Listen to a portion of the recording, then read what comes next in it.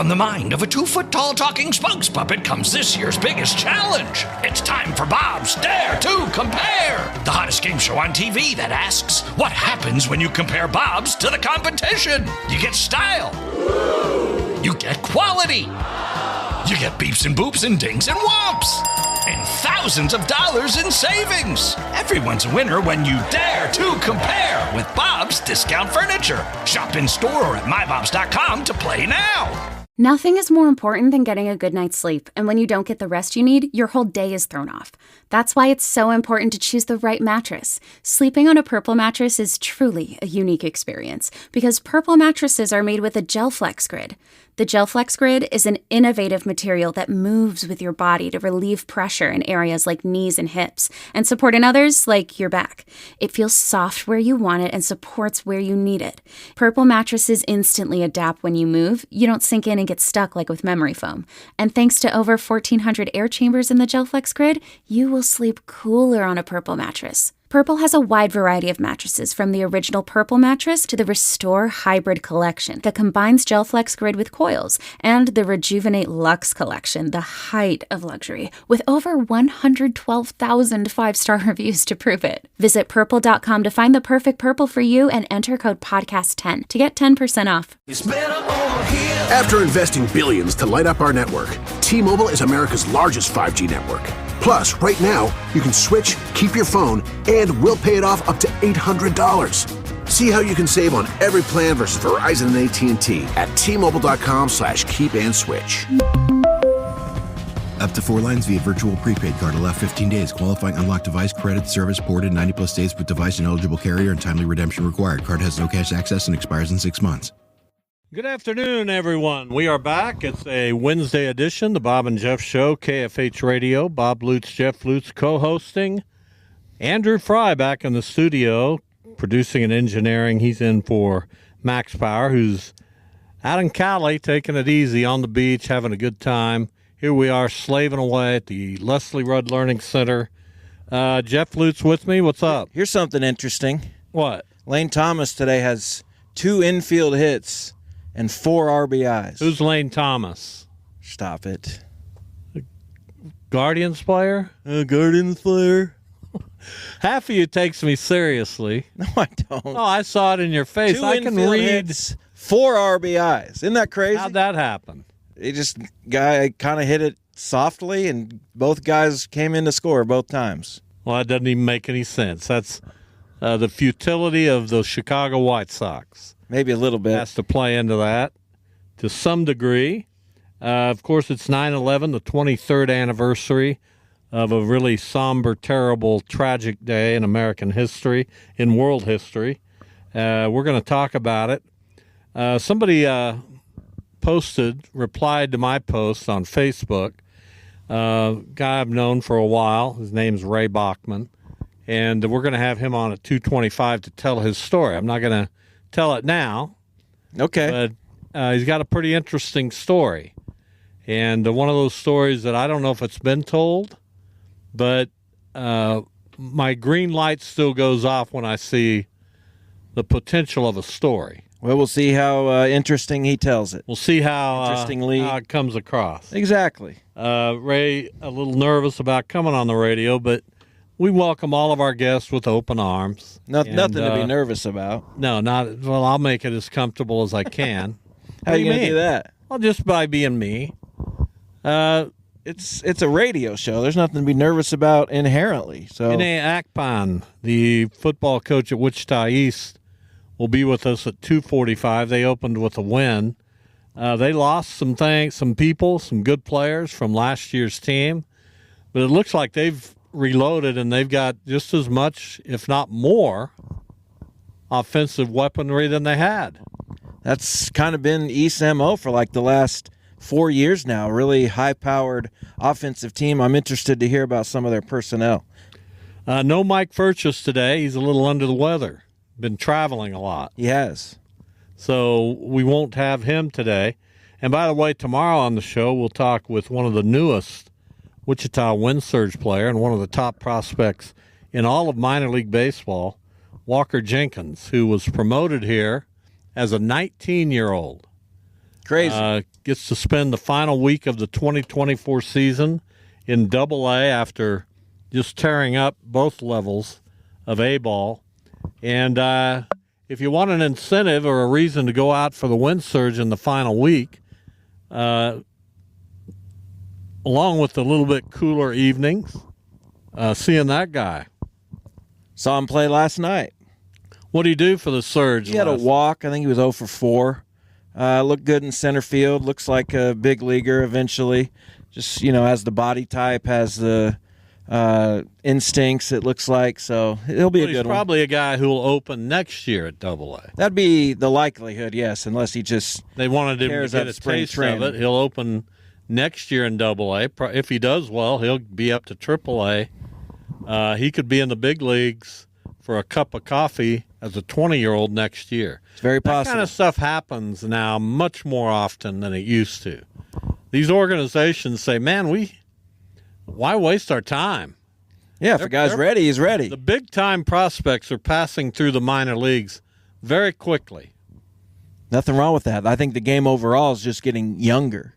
So if it's getting younger, you're going to have to call up some of those prospects to replace the guys you're phasing out who are getting older. I think J.J. Weatherholt, who's 22, more than 2 years older than Walker Jenkins, he'll be in the big league sometime next year. Now, he'll spend 2 or 3 weeks at several levels next year. 2 or 3 weeks? Or a month. It'll be... He hasn't even gotten to high A ball yet. Let's just pump the brakes. That guy's on a fast track. He can hit. He might be, but he's you not. Read what the scouts say about him? No, I don't care. He gets hurt a lot. He's kind of streaky. He got hurt once. And he's not streaky at all. Streaky hitter, not much pop. How's your guy doing? Banzera or whatever his name. Zana, he'll probably be in the big leagues in the playoffs. I would expect him to be. No, really. How's he on our doing? Postseason. He's doing wonderfully. Really? Oh, yeah. You were complaining about him a week ago. I couldn't be happier with now his. Tell me how he's done. Well, he's been great. What's he done? What he hit? He's in upwards of 350. 350. Yeah, upwards of that. He's hitting that. He's towards that. What if I look it up? What am I going to see? It's somewhere between 0 and 350. Now tell me how he's doing. I think he's got a lot of walks, but I think he's hitting like 236 or something like that. With a lot of strikeouts, Too many strikeouts. I don't get it. Why don't you just confront reality instead of sitting over there trying to act like there's no reality? I've never seen the guy play. But I ask you how he's doing, and you're waffling. He came up as a guy, hey, this great swing decisions, makes contact. Then why is he striking out all the time? You can't just be honest with me. Now you are, after some coaxing. But it took, I don't get it. Well, let's get it going, Travis. If my guy, Weatherholt, and there was a 2-week period where he wasn't getting a lot of hits, and then he just went crazy. And then in the playoffs last night, he hit a 3-run homer. And that's what a prospect's paid to do, right? As much as they're paid, I guess. Well, that's what we like them to do. So we're going to make some picks tomorrow as well with Jason Duda. We'll have the 3-man booth. The big fella, Anthony, and Max will call in. Of course he will. He's dedicated. And we're going to pick, I think, the bonus game. The bonus game. I don't like this now. You don't like it now. Now this starts to get into the unfairness territory. Why? Because you're going to pick a game where you're more confident. No, I'm not confident at all in this game. That's why I said I think we should rotate who picks the bonus game. And that... You should let us do that. You can't just run roughshod over the whole process. Well, why don't I pick a good game? I'm sure you do. You think Duda's going to be reliable enough to pick a bonus game? I don't, but I will. Well, you're not reliable either. Of course I am. You do it for a week, and then you forget, and then... Just, I'll show up Thursday, and... No, we don't do that. I need time to think about the bonus. That's why I'm telling you the bonus game right now. Well, what is it? It's the Bears and Texans. That's a tough one. It's not that because tough. You're not really sure what to expect. I think it's tough. It could be. Let's have a look at that. What is the spread on that game? I got to check that out. And where is that game? That's in Houston. So the Houston's going to be a 4.5 point favorite. No, they'll be a bigger favorite than that. They're a 6.5 point favorite. I was about to say that. And I find that difficult because the Bears, one of these days it's going to click. Probably not week 2, though. I don't know. I'd probably pick Houston, but I don't feel completely confident. There's part of me that thinks Caleb Williams is going to be a big disappointment, at least this year. Well, he's a rookie. Give him a break. He's the number 1 pick. He's the savior. We're also going to pick Buffalo, Miami.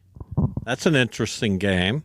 In Miami, would you like to know? Guess the spread on that one. That's Miami by 1.5. 2.5. New Orleans at Dallas. Now, New Orleans came out of nowhere to beat a bad Carolina team. They go to Dallas, and you could make the argument that Dallas was one of, if not the most impressive teams in the opening week. New Orleans at Dallas. What do you imagine that's? That's probably 7.5. That one is 6.5. Close.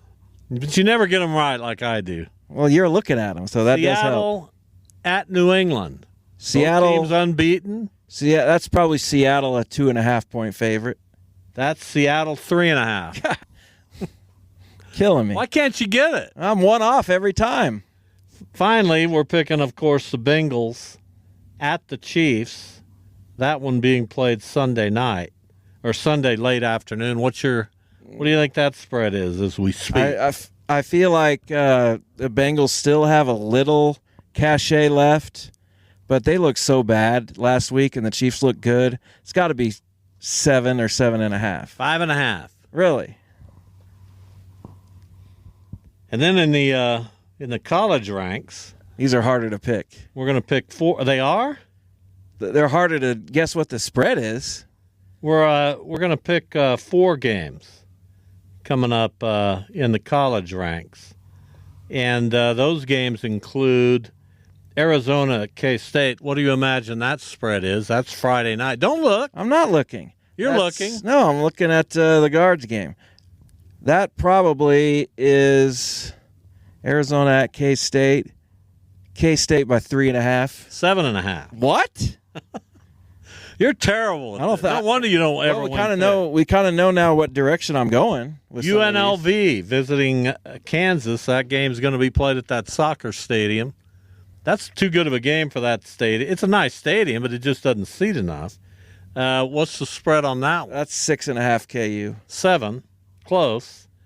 Here's an interesting one. Kind of out of nowhere.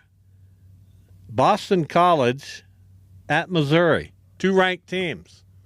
Now, Boston College number 24, Missouri number 6. Yeah, and Boston College, they've got a couple decent wins, but going into the SEC, that's going to be close to a double digit, if not double digits. I'll go 9.5. 17.5. Really? We know who you're picking in that one.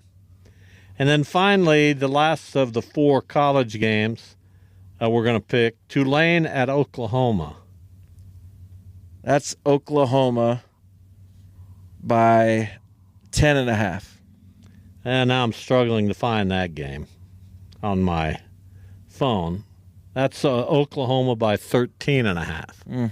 See, those are harder to pick. I was further off on the college games. I never know what the folks are thinking with the college game. Pretty good week of not a great week of college football, but a pretty good week of NFL. As I said yesterday, because Christian McCaffrey couldn't answer the bell, I lost my fantasy game. Did you lost yours? Yeah, we had some drama. What drama? I logged into the app today, and Shannon Great was livid that he couldn't pick up Jordan Mason during the Monday night game or so. Like, no, that never happens. And I guess the system allowed him to pick up Mason and drop someone who had already played. What? And Virgil reversed that. So Shannon was angry, and it became a whole thing. It was on the what? Yeah, if you go down to the bottom, it'll say like V-Man Raven sent a message or something like that. Yeah, Look at these things, the chat right there. I don't know what's going on. I certainly don't get involved in it. No, nor should anyone really. But anyway, it is what it is. It is what it is, and I'd love to hear from. No, I wouldn't. I don't think I like this app. Well, I tried to tell you, so don't put that on me. Who pushed this through? Virgil, because you were like, "Yeah, I want to try it," and this is what happens. Well, you said I want a fantasy league where you get tenths of a point. Right. Well, that's why we went with this. No, you can do that on ESPN. You can make receiving yards 40 points if you want to. I don't know that you can. It's custom. You can do whatever you want. Well, I don't think I like this. Why? Can we change in midstream? I don't think that's plausible. No. I don't know how to make a change. Well, I can figure it out. What changes are you trying to make? I don't know. None. I like my team, but I should have won in week 1. Black Bulldogs picked up a couple players. And I should have won in week 1. Yeah. Right? Maybe. And I get kind of robbed out of that. Yeah, I don't like that. That's unfair. But there's no way any fantasy league could. You would have had to pick up Mason prior to and drop somebody else. But I didn't know. No one was going to. I mean, that's the only reason you I kept an eye on it, but all the banter was, yeah, he's going to play. He's going to play. Yeah, but that's a savvy and a seasoned fantasy player would recognize that if there's even any doubt, I got to go get.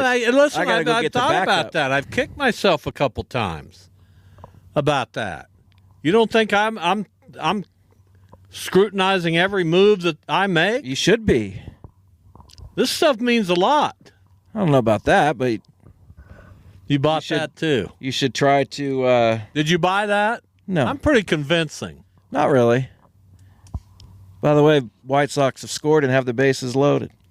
You know, I'm going to say this again. It's now 5-2. No one cares. Royals get one last night in New York, and your prediction about Seth Lugo wearing down and not being able to be an ace through an entire season, you couldn't look more ridiculous. Hasn't really come true for us, has it? No. Why'd you say that about Because Seth he hasn't pitched that many innings.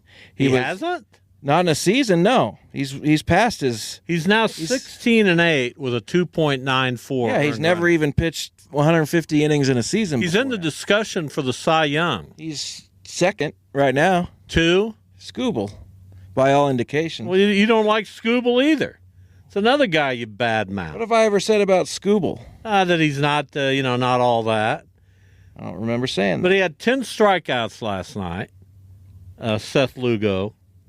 And this is just this is what I mean, man. When teams have this kind of a year, when they can go get Seth Lugo, who's been a good pitcher at times in his career, but hasn't been a top of the rotation Matthew guy. Boyd. Matthew Boyd, a very small sample size. I'm not even going to get into Matthew Boyd. He's been good. But this guy is no spring chicken. He'll be 35 in November. And he's having this kind of a year. I love it. He's put it all together. I just absolutely love it. I don't love it. I do. Then love it. I do. I just said I loved it. That doesn't mean I'm a Royals fan. That doesn't mean sort of does. That I want the Royals. We've heard you talk all year about the Royals. You are a Royals fan. Just embrace it. I don't think I'm a Royals fan. I just admire what they've done to go from 56 wins to this. And if you're a baseball fan and you don't admire that, shame on you. I don't. I hope they just beat the you-know-what out of Guardians are in first place. I hope that they... they didn't make the playoffs last year either. I hope you get them in the playoffs and they just take you to the woodshed. Well, they'll have to win a round to get us. Maybe 2. Maybe. Don't be... Oh, come on. Come on. Don't be too sure. I'm pretty sure. You're beating the White Sox right now, and you're struggling to do that. It's 5-2. Right. It's not really a struggle. Shut him out last night. 5-3. No, it's not. Yeah, it is. What are we doing out there, Matthew Boyd? There's nothing I love more than this. Because my team's terrible. So why not lash out at yours? Bach. I mean, this is dumb. What? RBI ground out. We balked in a run. It's kind of ridiculous. Yeah, you'll beat them, but I like them to make it close and make you nervous. But anyway, we got Game 3 of that Yankees-Royals tonight in New York. Cole Ragans and Luis Gil. Luis Gil has not been quite what he was in the first half, but still 13-6.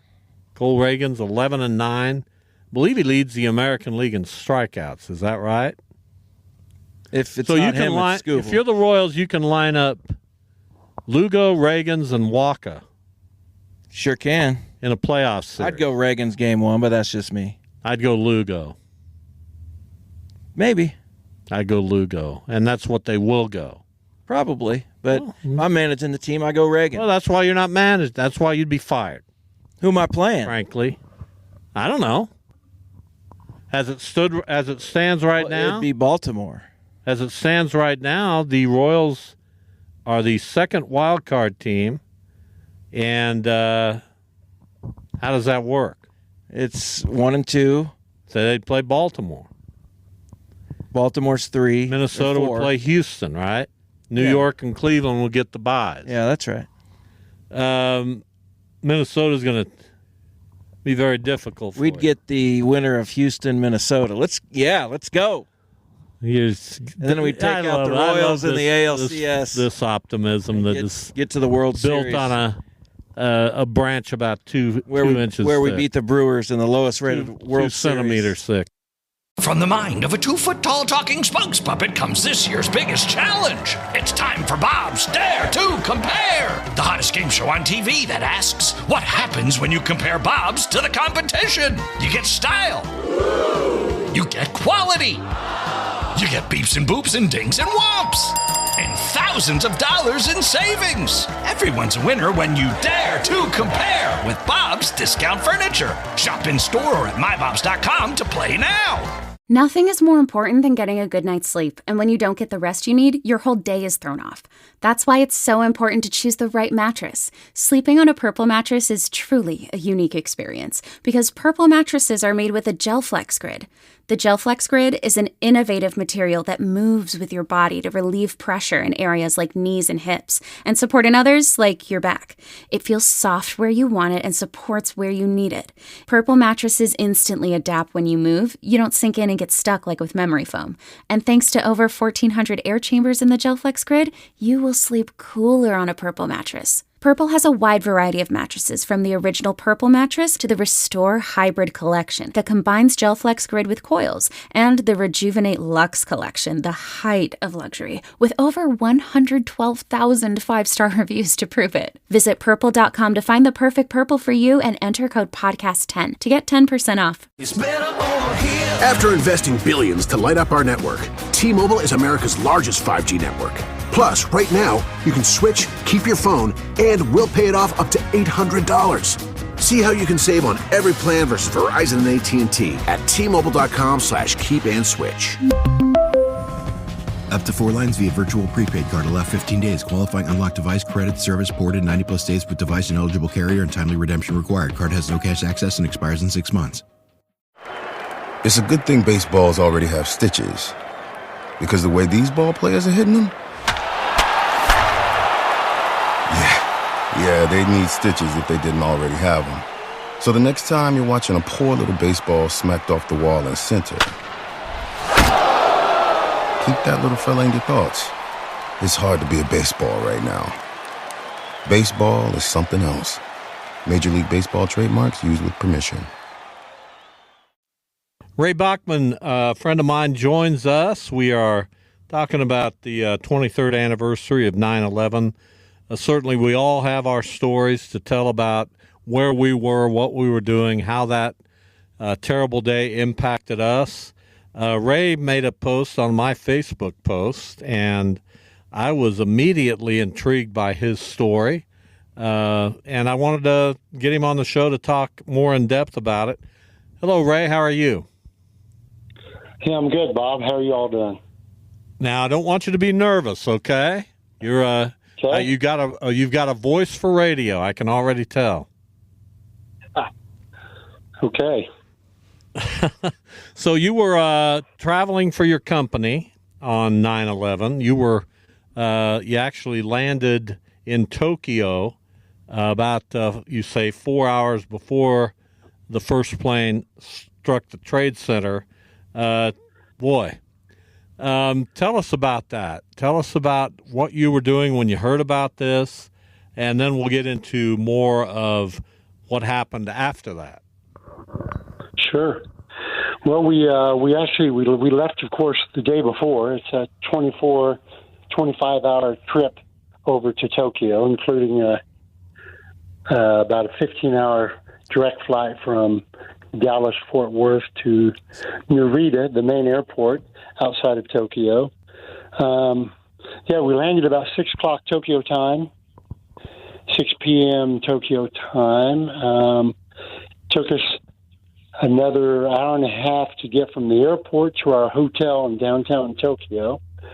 Of course, it had been a long, exhausting flight. I was with 2 other gentlemen from the company. We got to the hotel. We had dinner, probably had a couple cocktails, went back to our respective rooms, and really weird. And to this day, I don't know who called me, because the guys I was with said, no, we didn't call. Somebody called me about 11:30 at night Tokyo time and said, hey, turn on CNN. You're not going to believe it. So I did. It may have been a hotel employee. I don't know. But I turned it on, and the first tower had just collapsed. And, of course, we were exhausted, tired, half out of it. Like I said, I had a couple cocktails, and I watched as long as I could.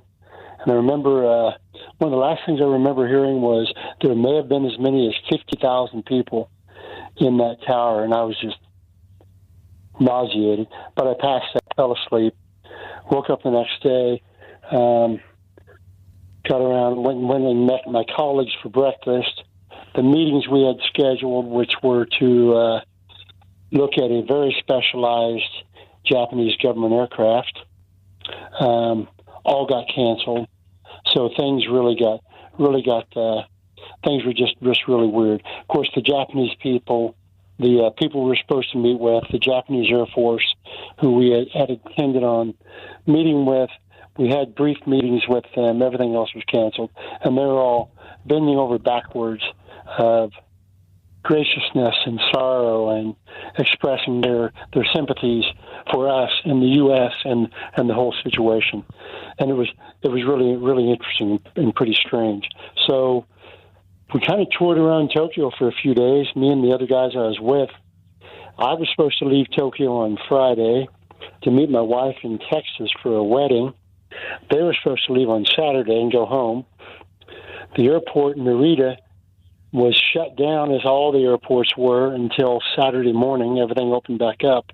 But the company I was with could not confirm a seat on the flight because my original flight had been canceled for another week. So my associates got on the plane and left. They said the plane was over half empty, but everything with travel was so messed up that nobody knew really what was going on. So I called my boss, said, hey, I can't get home. I'm going to be here a week. He goes, great. Have a good time. Be safe. We want you home. So That's what I did. I toured around Tokyo. I went to the U.S. Embassy. There had been terroristic threats in Japan against the U.S., so the embassy was shut down. So I just spent my time touring Tokyo and seeing the world, or seeing Tokyo. Yeah, so what was it like in Tokyo at that time? Obviously very, very far away from where the attacks happened, but still a major city in the world, and had to feel some repercussions of that, like you mentioned, with the travel and everything. But how big of a story was that in Tokyo? What were people kind of talking about there? Oh, it was headlines, all the newspapers, everything, nonstop coverage, and a lot of concern over the Japanese citizens in New York City. In fact, the planes we were going to go visit, which were very specialized government planes, we couldn't visit them and look at the work we talked about doing because they were making plans to fly those aircraft to New York to pick up Japanese citizens in New York City and fly them back home. But the people of Tokyo and Japan were just so gracious and so moved by what had happened, and obviously very, very warm and congenial towards the United States and the citizens. But everything was kind of weird. I think world over everything was weird. I had colleagues who were in other countries, and they said there was just a pall over everything. It was just things were really, really different. Ray Bachman is with us. He's been somebody I've known for many, many years, and he's talking about his ordeal on 9/11. So the way I'm built, I would have been a basket case, away from family and friends, and not able to really engage with people who were feeling similar things to what I was feeling. I'm sure the Japanese people were awestruck and taken aback, but it just to not be on American soil for that period of time. How difficult was it, and how did you stay in touch with your family members? That was a challenge for sure. Like everybody else, I wanted to be home. I wanted to hug my wife, hug my child, be with them, but I couldn't. So, I called. Every couple of days, reached out to them. I called my wife. Of course, she was frantic. She said, "I knew you were in Tokyo. You were going to Japan, but I didn't know what happened. I didn't know if you made it or not." And so, I called my mom. She started crying. She hadn't heard from me in a couple of days. So it was emotional. That's for sure. And there were a few Americans around. I mean, there was other business people there, and so we interacted with some of them. Actually, worked out with a couple of them a couple of times while I was there, and had some camaraderie. It was really interesting when I did get on the plane the following Saturday. After being there for 2 weeks, I was in business class. A couple other gentlemen, American guys, on the plane. The majority of the plane was empty, but every person that walked on that plane and walked by us in business class going back to coach, I'm telling you, they got the up and down, the once over on everything. We had our eyes peeled. We're making sure we weren't going to get caught up in anything because it was really still really intense. Yeah, and no one doubt. thing about Narita, the airport in Tokyo. It's not like Wichita or other cities where you can pop out to the airport and try to catch a seat. Narita, the airport, is a 2-hour bus ride or an hour train ride outside of downtown Tokyo. So you didn't just pop out there and say, "Hey, is there any seats on the plane?" You just couldn't do it. They wouldn't even let you in the terminal. So, yeah, it was really an interesting time. No doubt. I'm very thankful that you came on our show to talk about it. Everybody, as I said before you came on, everybody who was around then has a story to tell about 9/11. Yours just happens to be a little bit out of the ordinary, and thank you for coming on to share it with us, Ray. Sure thing, Bob. Jeff? All right. Thank you. Thanks. All right. There's guys, Ray take Bachman. Care. Yeah, you bet. Ray Bachman talking about 9/11. I thought it was... Now, can you imagine being in Japan when this all went down and not able to get with your family? Cell phone technology at that time was did we have cell phones in 2001? Yeah, I think so. Did we? Yeah. The flip phones, or I think we had something. what did we have? I don't know. Well, don't you remember? You were Well, I remember when they played some of the calls from the people on the plane. Most of those, I think, were the airplane phones they used to have in the seats. But I think a couple of those were by cell phone. The first time I ever saw an iPhone was when I was bowling in a league with some friends, and one of our teammates had an iPhone. Probably 2006. Something like that. That sound right? Yeah. We just were in awe. What in the world? And here we are. They just put out the iPhone 16. What's your model? Google Pixel 7, I believe. That's so antiquated. Is it? I don't know. It does everything I want it to do. You've never had an iPhone. I have. I just didn't like it. Don't like it? I've had a couple iPhones. Why didn't you like it? Just didn't like the way it ran compared to Android. It's much easier for me. I think this is much easier. Well, that's just my opinion. That's my take. We don't share that opinion. It's all right. ENIAC Pan joins us, so head football coach at Wichita East. We're still trying to reach him.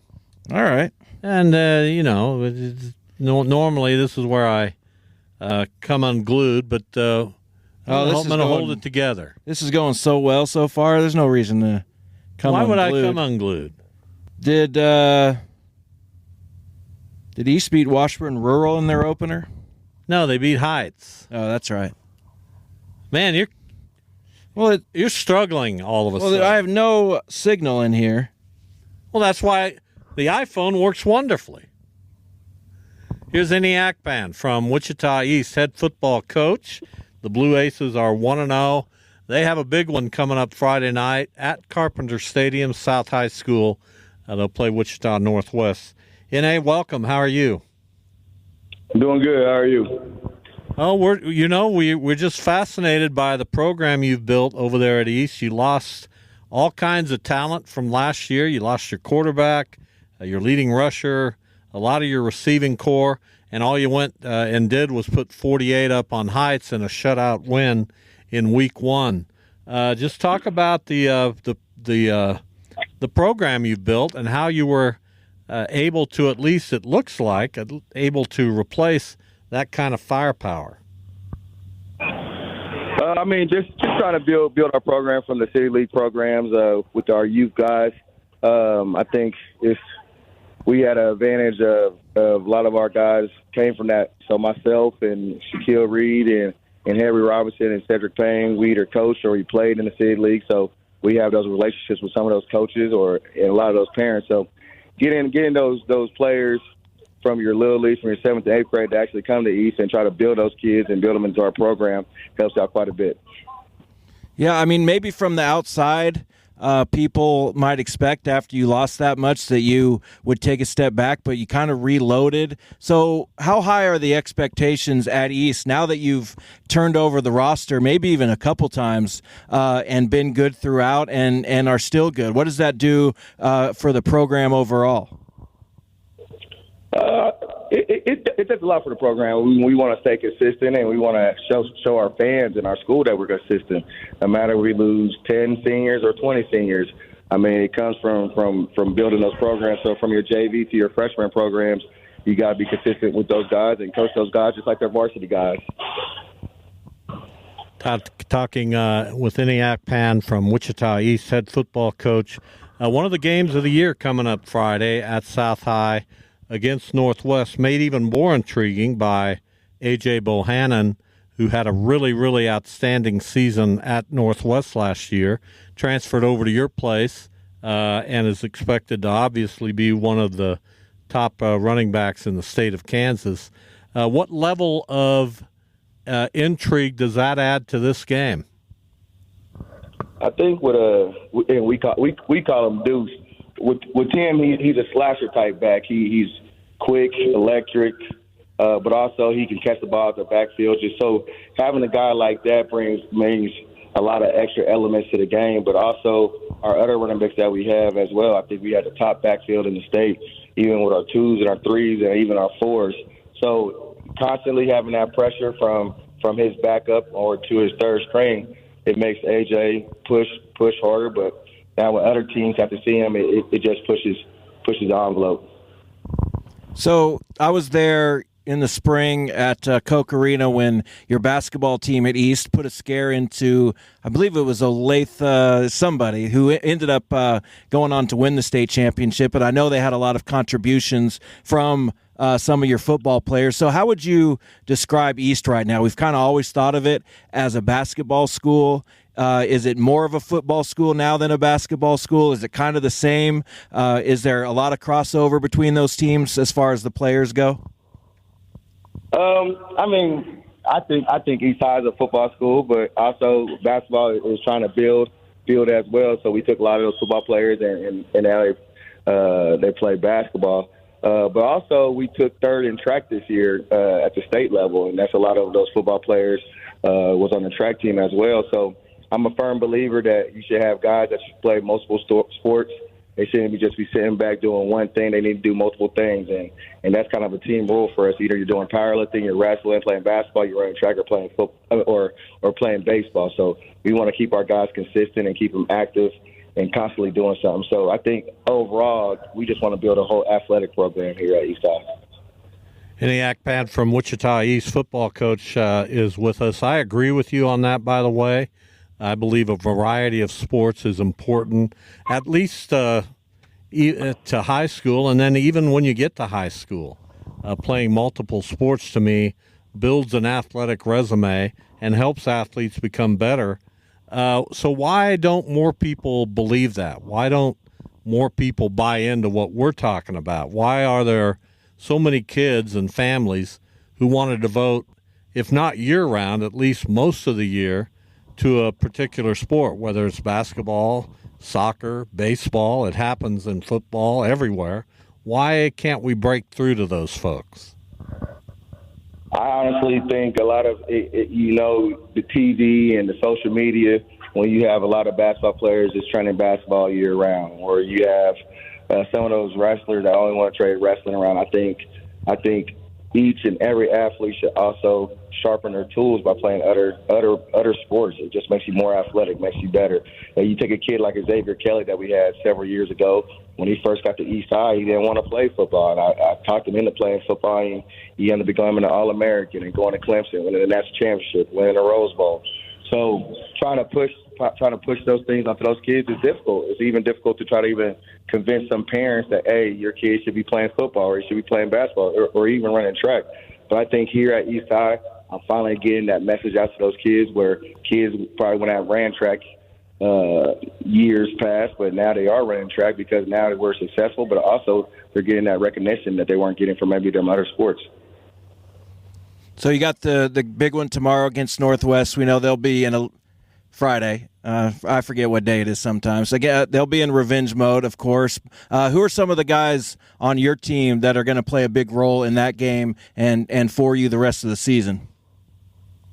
I think the entire D-line is gonna be a major key factor for that game, setting a new line of scrimmage against Northwest. Northwest is usually known for their great offensive line, and I think they're still doing a pretty good job. But we really praise our defensive line of being tough and being physical and fast, and I think those guys are really going to dictate the game. But also a guy like Farrell Adams and Jacaden are some of those key guys that have key roles in this game. I think they play a good game defensively.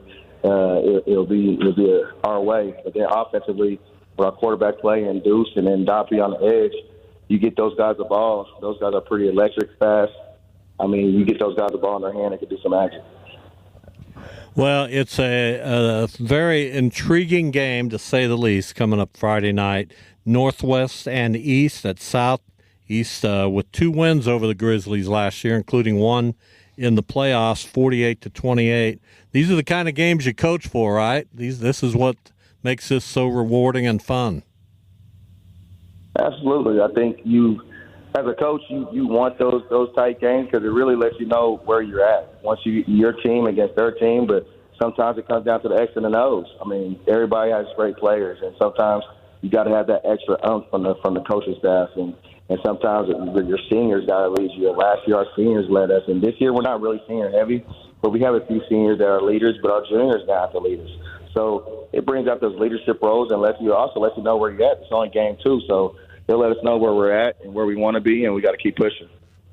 It's week 2, but how Does it almost feel like a City League championship game? We know Capen's going to be up there. Carroll's good, but Northwest got them last week. Do you have to treat it like that, or do you have to treat it like the opposite of that? I think you still got to treat it like a City League championship because you got Northwest, which we tied with last year, but we still got to play Carroll and we still got to play Capen.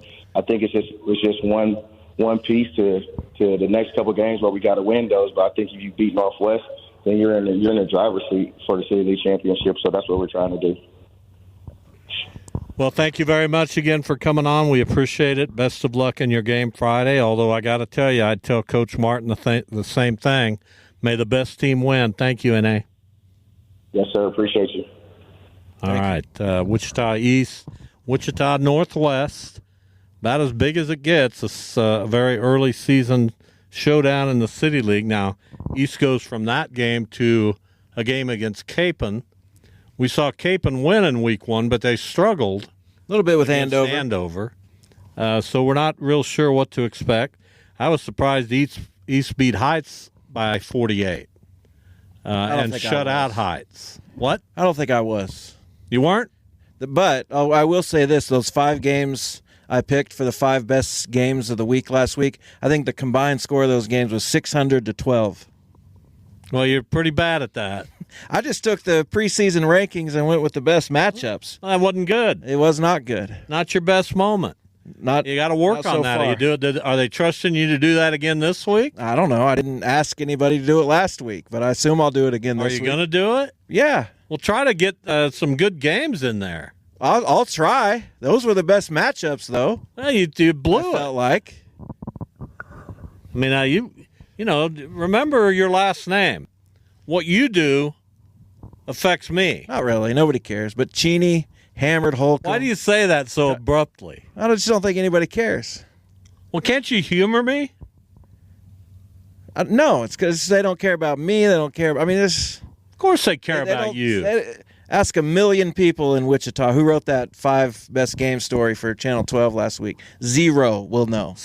I bet some people looked at it. Yeah, they looked at it. It got good viewership or whatever. That's what you want. Yeah, but no one knows. You want to draw eyes. Exactly.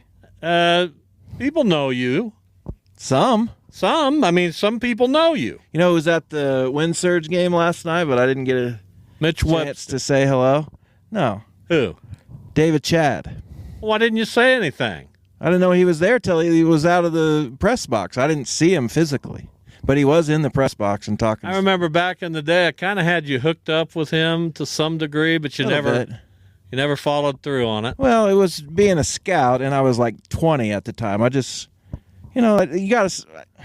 Man, you might be in a front office somewhere today. That's when people start. I understand, but it just didn't feel right at the time. I wasn't ready for something like that. Well, how do you know? Because I knew. Man, if somebody had offered me that when I was 20. I wasn't offered it. Well, if I hadn't had an opportunity.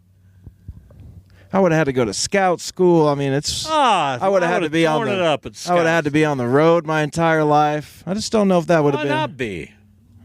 I don't know. It's glamorous life. Oh, it sure is. Scouting. Got to wear pants every day in 104-degree weather. So he was just sitting up in the press box? No, he was walking. I think he went and talked to Dennis Higgins, but he wasn't up there for the game. Well, did you say hi to Dennis?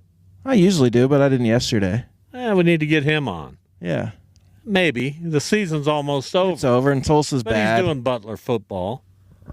Right here on KFH, by the way. Of course. From the mind of a 2-foot-tall talking spokes puppet comes this year's biggest challenge. It's time for Bob's Dare to Compare, the hottest game show on TV that asks, what happens when you compare Bob's to the competition? You get style. You get quality. You get beeps and boops and dings and whomps. And thousands of dollars in savings. Everyone's a winner when you dare to compare with Bob's Discount Furniture. Shop in store or at mybobs.com to play now. It's better over here. After investing billions to light up our network, T-Mobile is America's largest 5G network.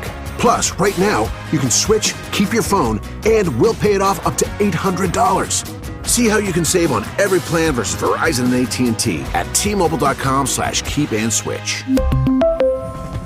Up to 4 lines via virtual prepaid card. Allow 15 days. Qualifying unlocked device credit service ported 90-plus days with device and eligible carrier and timely redemption required. Card has no cash access and expires in 6 months.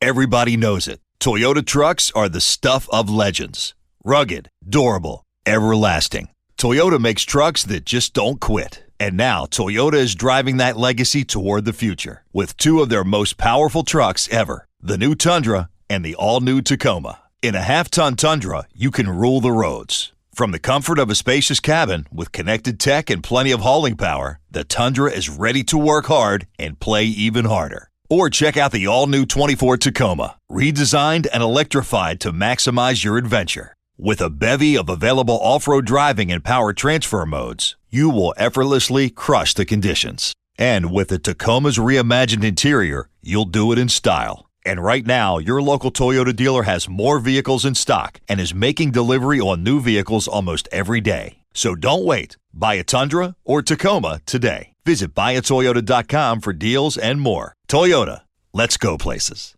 For the first time, U.S. subscribers can stream MLB Network 24/7, including select out-of-market games. Swing and a drive. It's deep. It's gone. Yes! Stream minor league affiliates. Home run number 1. Or draft pick number 1. Plus, get MLB Big Inning and live audio for all 30 teams. Baseball can't get better than this. Experience the game like never before with MLB Network and At-Bat, your all-in-one baseball destination. Only $6.99 per month. Visit MLB.com/atbat for details. Blackout and other restrictions apply. MLB trademarks used with permission.